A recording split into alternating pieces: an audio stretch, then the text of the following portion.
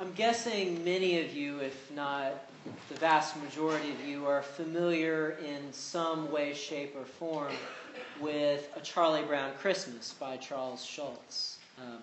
That popular animated segment that we'll see on television around this time every year. And you may remember, those of you who are familiar, you may remember that in the story, in the show, Charlie Brown goes and is told to find a Christmas tree for their group.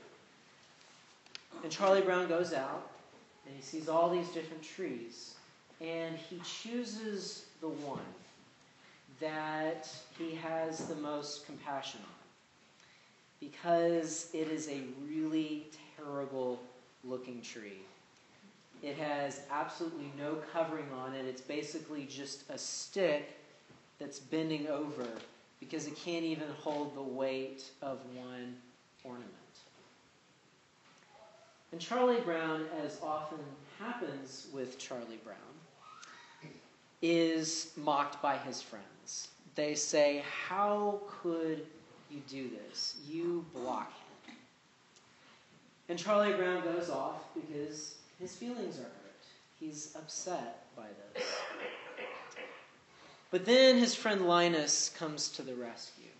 And Linus says, really all this tree needs is a little bit of love. And through animated magic, the love that they show for this tree makes it into this absolutely beautiful and gorgeous Christmas tree as they all sing carols around it. This tree was far from perfect. It was a very imperfect tree. And yet, with a little bit of love, it was able to grow into something very beautiful. Now, you also may be familiar with the Charlie Brown Christmas because we often talk about our gospel this evening as the Charlie Brown Gospel, because Linus reads from this gospel, reads the very passage that we read just moments ago. But more than just that reading, the Charlie Brown Christmas special is Charles Schulz really getting at the root of what's going on in the Christmas narrative. That's because Jesus' birth, God's coming into this world, was very, very far from perfect. You see, Mary and Joseph are traveling all the way from one side of the country to the other side of the country in a day when roads were dangerous and when they had no cars or buses or any other kind of transport. Not to mention Mary's pregnant through this whole journey. They get there. They get to Bethlehem, and they don't know anyone. There's no family. There's no friends. There's no one for them to stay with. And so Mary and Joseph have the bright idea, which everyone in their time would have had. If you don't have somewhere to go, there's nowhere to stay. If there's no room in the inn, you go to a cave. You go to a cave and you stay there. So Mary and Joseph were probably not alone. There are other people there with them. And so it comes time for Mary to give birth. And so, like anyone that's giving birth wants some privacy, the only place to find that in the cave is with the animals. So that's why Jesus is there in the manger.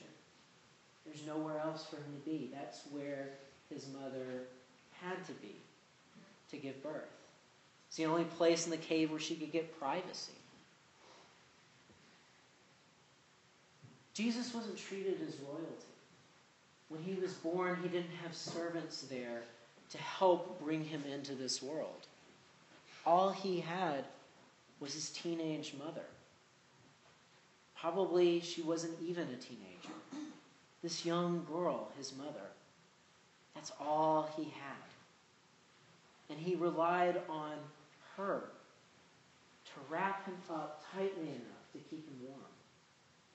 And the only place that was comfortable enough, that was suitable enough to place Jesus was a feeding trough. It was where you fed the animals. Because there's hay there. It's soft. It was the only place for Jesus to be. Jesus didn't have foreign dignitaries go out and worship him and give him honor, at least not yet. At this point, Jesus has shepherds who come and visit. And shepherds, in spite of all the beautiful pastoral images we have of them, were not really well-respected members of society. There's a reason that they were all the way out in the fields, in the middle of nowhere. Considering that Israel was the backwaters of the Roman Empire, they were in the middle of nowhere, in the middle of nowhere.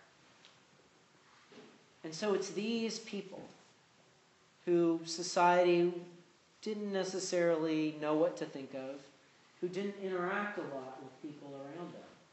These are the people who are called on by the angel to go and visit Jesus.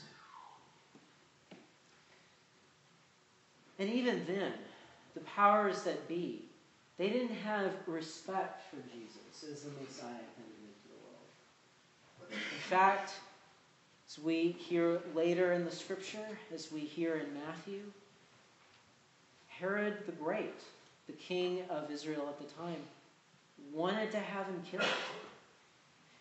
The Holy Family, Jesus, Mary, Joseph, they had to flee the country to escape being killed. Flee the country.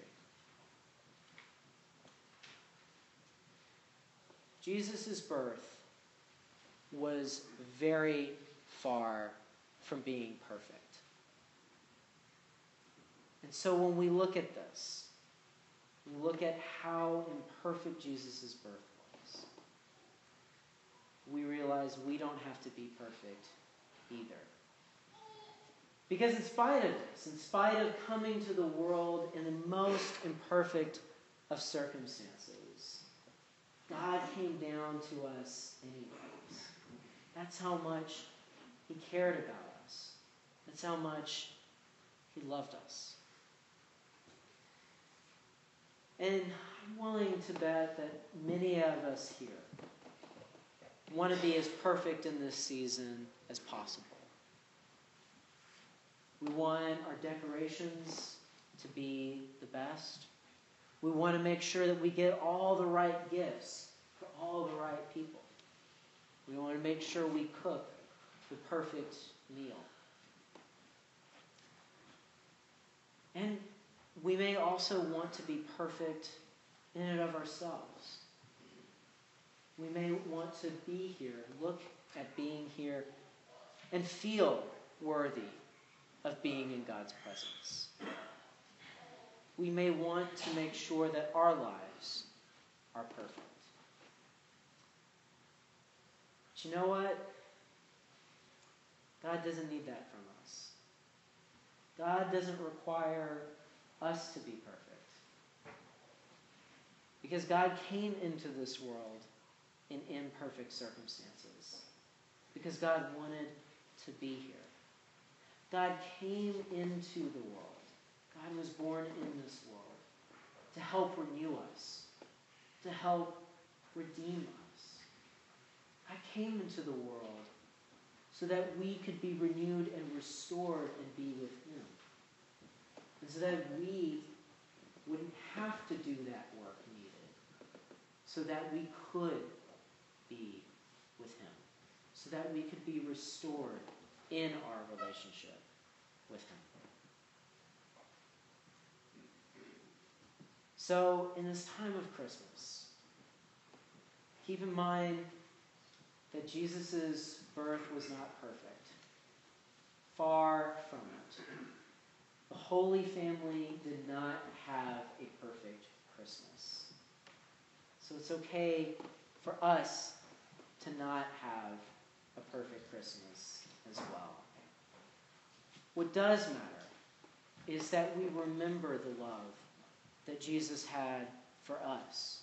The love to choose to come into this world and be with us.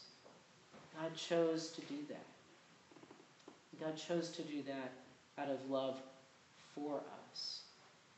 So when we're with our families, when we're with our other loved ones, we too are called to be a reminder to them of that love that Jesus had for us.